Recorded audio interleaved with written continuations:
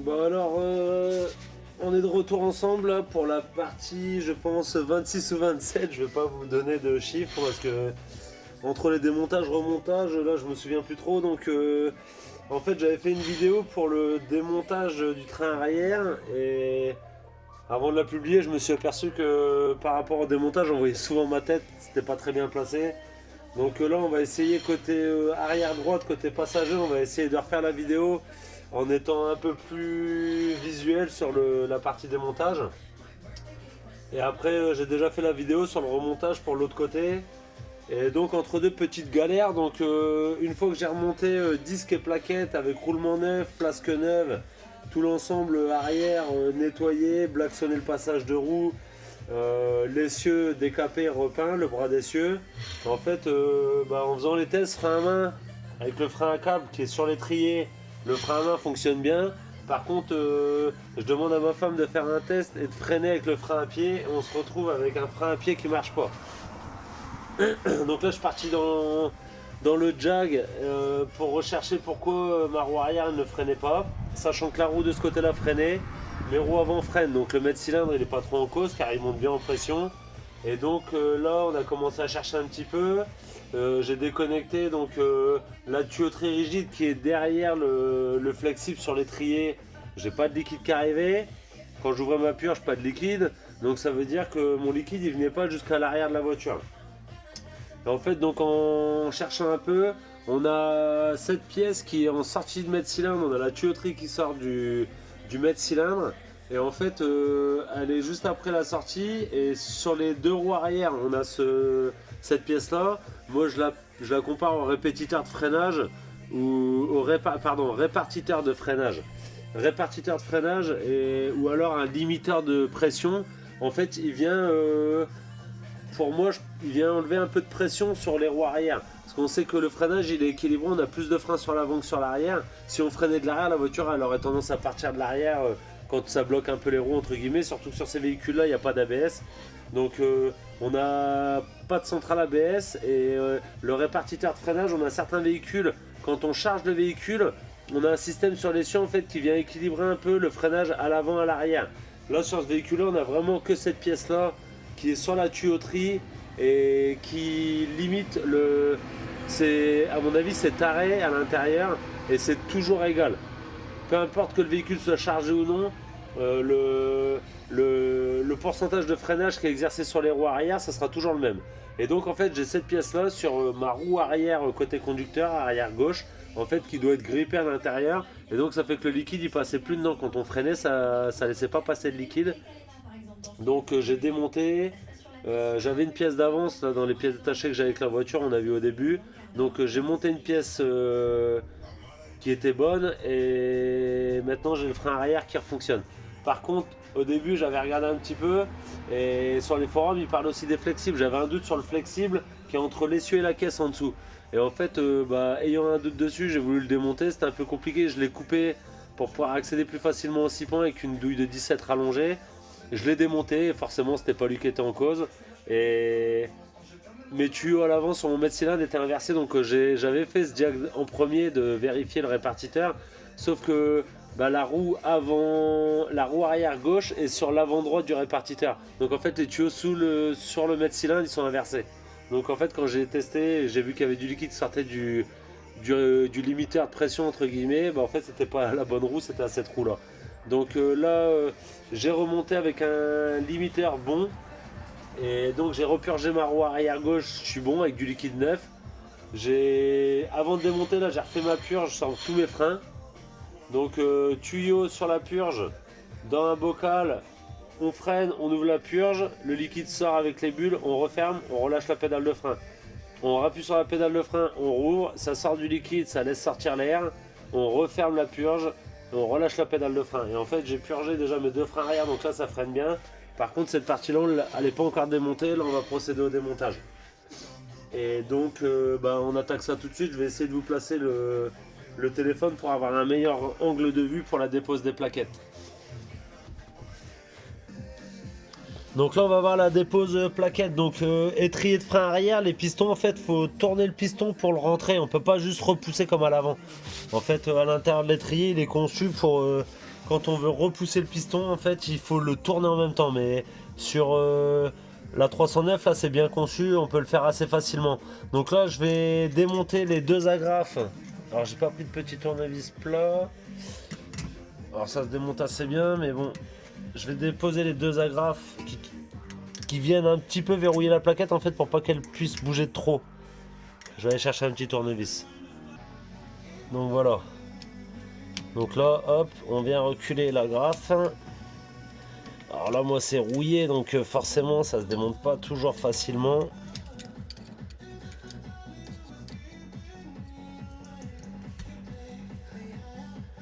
Allez, ma belle.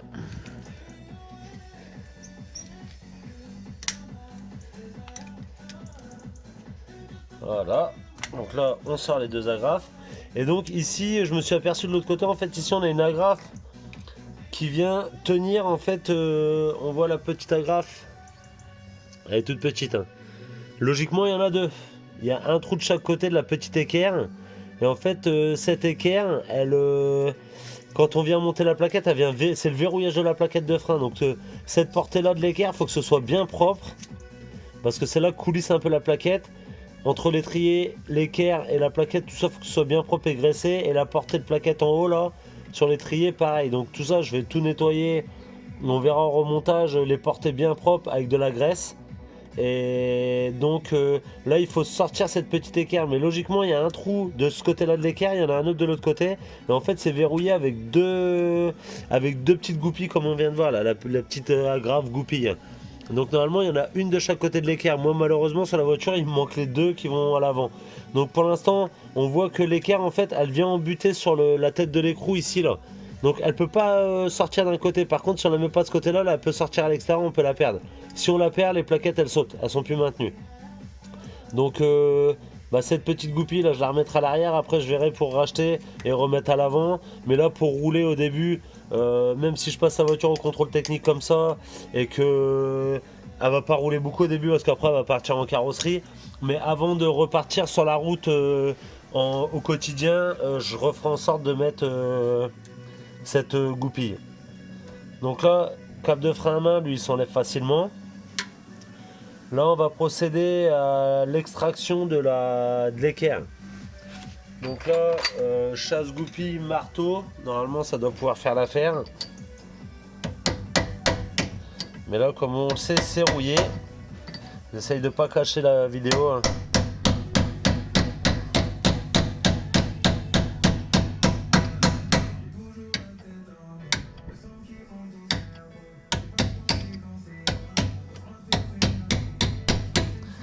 Donc là c'est un peu rouillé, c'est un peu difficile à monter, mais si c'est fait quotidiennement, un véhicule qui roule régulièrement, normalement il n'y a pas trop de difficultés à démonter, hein. L'équerre là, c'est monté avec la graisse et tout, ça sort assez facilement. Donc là on voit, hop.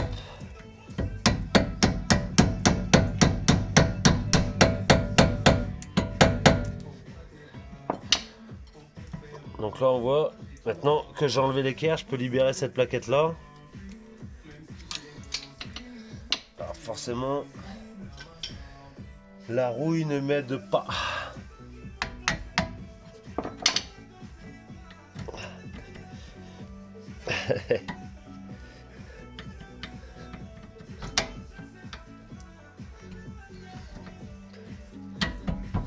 Comme vous pouvez le voir, hein. Ça peut paraître simple, mais ça ne l'est pas tout le temps. Mais là, on est sur quelque chose qui ne devrait pas opposer trop de résistance. Donc la fameuse petite équerre, comme on voit, il y a deux trous dessus. Donc normalement, il faut qu'elle soit goupillée des deux côtés. Il y a un kit exprès qui va avec. Et donc là, le but, c'est de sortir les plaquettes.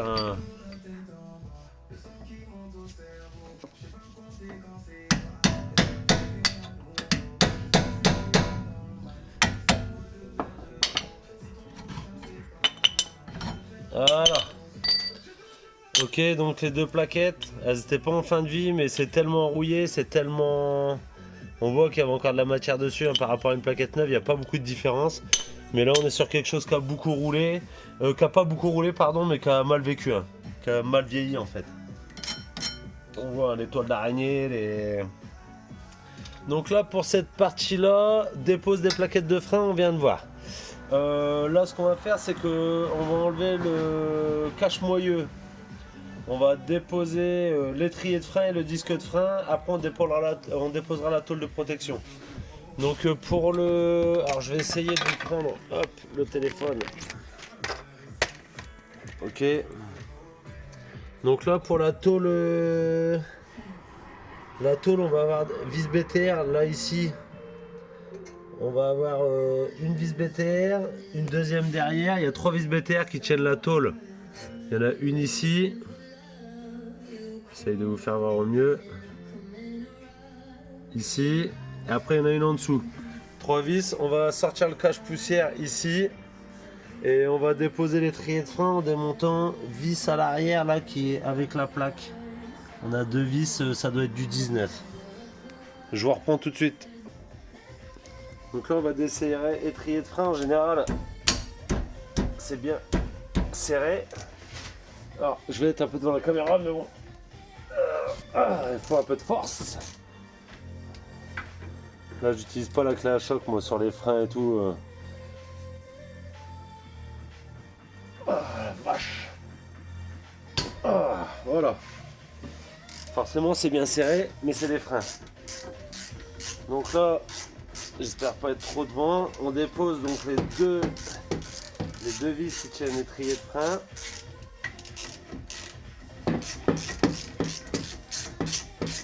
Donc l'étrier de frein avant, c'est comme devant, il est flottant sur 2 axes. Hein. Donc nettoyage des axes, relubrification des 2 axes pour la partie flottante de l'étrier.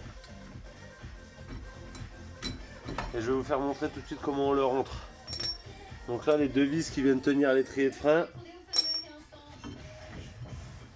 Mon étrier de frein. Donc là le flexible il est assez court mais bon pour ce qu'on va faire il y en a assez. Et donc après pour rentrer en fait l'étrier de frein. J'utilise ici, on voit dans l'étrier de frein, ça fait une croix là. Et en fait, en utilisant un fer plat, j'utilise un fer plat là en inox. En fait, je le mets dedans. Et là, juste en tournant, je tourne et mon étrier de frein, il rentre. Voilà. Et là, quand je suis arrivé à faire de mon soufflet, je sais que je suis bon. Vous faites attention de ne pas abîmer votre soufflet hein, d'étrier de frein. Et là je sais que voilà maintenant mon piston de frein est rentré à ras de mon soufflet, il est rentré. Donc juste avec un fer plat dans les gorges là, par contre il est assez épais, hein, et ça doit faire 5 ou 6 mm d'épaisseur le fer plat. Et donc en tournant j'ai rentré mon étrier de frein. Donc je vais aller chercher un tendeur pour accrocher mon étrier de frein là, pour pas qu'il reste en suspension sur mon frein. Voilà, donc là, je vous fais voir vite fait, j'ai pris un tendeur et j'ai accroché sur le panier là avec un tendeur mon étrier de frein, comme ça, ça pend pas sur mon flexible. Hop là, pardon, ça vole. C'est les aléas du direct, hein, les gars. Ou les dames. Hein. Donc, on se remet en place.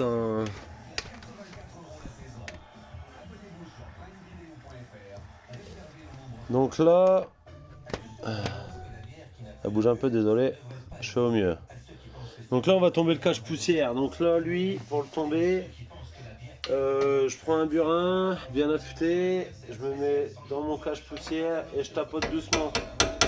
Pas besoin de taper fort. Hein. Normalement,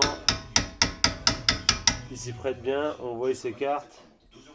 On tape doucement. Ça vient tout seul, c'est juste un cache-poussière. Voilà. Cache-poussière. Hop, ça c'est pas grave. Petit bobo sur les doigts. Ok, donc cache-poussière. Je mets mes agrafes de frein dessus avec l'équerre. Ok. Donc là, l'écrou, on verra bien si il cause facilement. Je sais plus si on est en 32 lui. 32, on va essayer de le débloquer tout de suite. Clé à rallonge.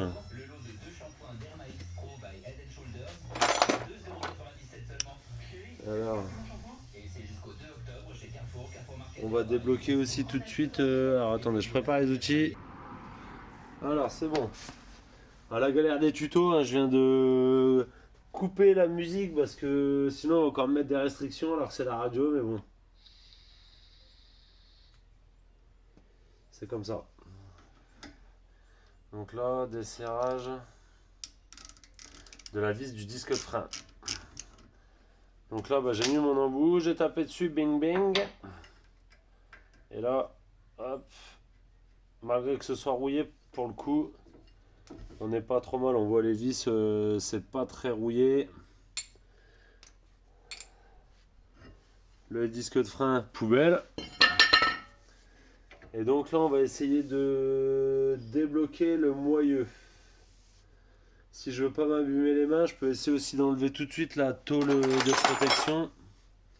On va essayer de voir si c'est pas trop grippé les vis. J'essaye pas parce qu'il y a... Je sens que dans les têtes de vis, je vais pas au fond. Donc là, le but, c'est de bien nettoyer les têtes de vis avec un tournevis, un petit tournevis plat en fait, pour essayer d'aller un maximum dans le fond de la vis. Parce que comme c'est déjà rouillé, ça va avoir tendance à...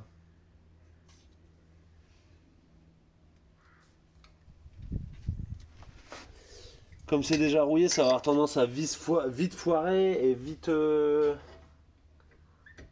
pas être démontable. Donc pour le coup...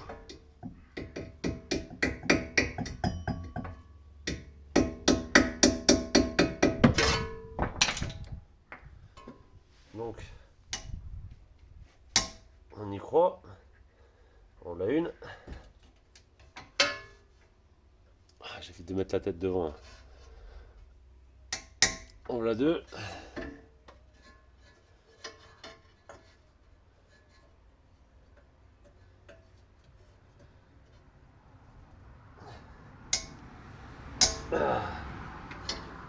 Et en voilà trois.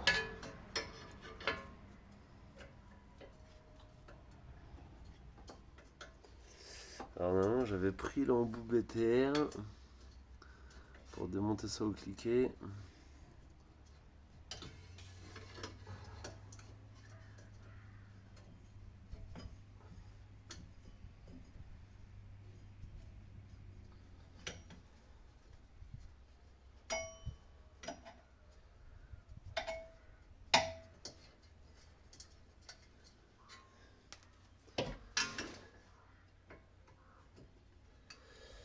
Alors je vous avoue que si on avait eu un pont, ça aurait été tellement mieux. Travailler à hauteur, mais malheureusement, ici j'ai plus de fosse et j'ai pas de pont. J'ai pas de hauteur, j'aurais bien voulu investir dans un pont, mais le souci c'est que j'ai pas de hauteur de plafond. Et avec un pont en fait je pourrais pas lever les voitures, ça serait pas pratique du tout. Donc pour l'instant, pour la restauration de cette 309, on va s'en sortir comme ça. Mais à terme, l'idée serait peut-être de reconstruire un garage ou... Donc là, tôle de protection, voilà, 3 vis qui la tenaient. Donc ça, poubelle. C'est de la pièce d'époque, mais c'est de la pièce rouillée. Aujourd'hui, c'est reproduit, galvanisé, neuf. Donc là, la question, elle se pose pas. Hein. Donc là, l'idée maintenant, ça va être de débloquer l'écrou. Donc c'est l'écrou de 32 qui tient le roulement de moyeu sur la fusée. L'idée, c'est de le débloquer et il vient bien. Donc là, on dépose.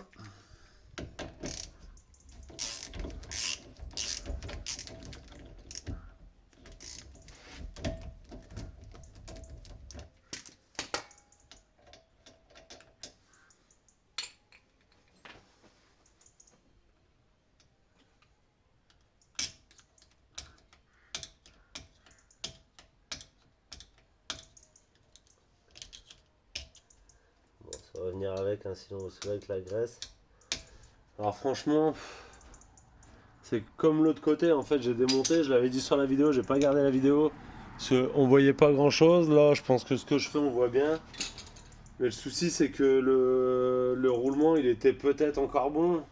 Mais là, on est parti dans une remise à neuf, donc de beaucoup d'éléments. Donc c'était un peu dommage de garder, d'avoir les roulements neufs, mais de pas les changer en fait. Donc là, on va venir extraire le. On va venir extraire le moyeu porte-disque. Voilà, normalement avec l'arrache, ça cause assez bien. J'étais en 19, 17. Si j'étais en 19, cliquer. La douille. Donc normalement, si ça se présente comme l'autre côté, on va réussir à le sortir assez facilement. Je vois pas ma douille de 19. Elle est là. Est-ce que ça va se démonter aussi bien? Bah non. J'avais pas fait ça avec du 18. Non, si c'est du 18. Alors, est-ce que ça va venir aussi bien?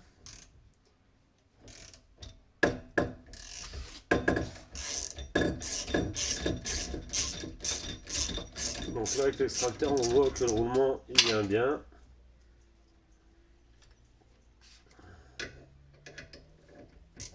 Je vois pas. Non. Donc là, on voit le roulement il vient bien. Donc cage avant, elle reste dans le roulement, elle vient avec. Par contre, la cage arrière, elle reste sur la fusée. Et donc là, après, il y a un petit peu de place avec l'entretoise arrière. Il y a un peu de place pour l'attraper. Et là, j'avais utilisé de l'autre côté. J'ai un petit arrache avec des petites assez fines. Il passe pile poil.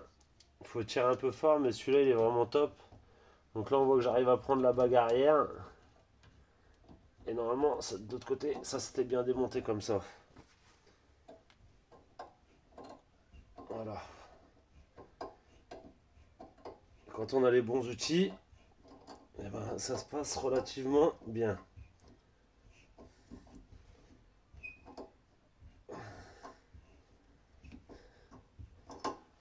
Ça fait un peu mal aux mains la tige.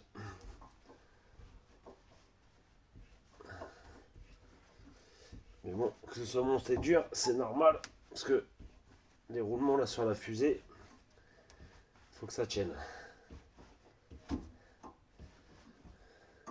Et quand madame va rouler avec sa voiture, faut pas perdre une roue en route. Hein. Bah non. Elle veut pas répondre, elle est cachée derrière. Et voilà. Donc là, la cage arrière, elle reste sur la fusée. Et après, il y a une entretoise là que je vais démonter, que je vais nettoyer. Ils appellent ça une entretoise. En fait, c'est surtout la partie rectifiée. Elle vient faire l'étanchéité. Il y a un joint à l'arrière du moyeu sur le porte-disque. Et en fait, cette flasque-là, elle permet de faire l'étanchéité pour la poussière entre l'entretoise arrière et le joint. Donc celle-ci d'entretoise, en fait, elle n'est pas fournie avec le kit roulement. Moi, j'ai le porte-moyeu complet avec le roulement à l'intérieur, avec le joint. Par contre, cette flasque-là va être nettoyée et elle va être remontée, graissée. Et elle fait l'étanchéité pour la poussière entre les deux là. Donc elle, il va falloir la réutiliser par contre. Et donc, elle va revenir en lieu et place. Et donc, après, on se revoit pour la partie remontage. Et donc là, gros nettoyage, décapage. On a vu comment repousser l'étrier de frein arrière. Donc décapage, nettoyage, passage du blackson dans l'intérieur de l'aile, peinture sur le bras d'essieu et après on reposera les pièces neuves, protection de disque, moyeu porte-disque, disque, plaquette neuve. Donc voilà, on se retrouve pour la suite, n'hésitez pas à vous abonner.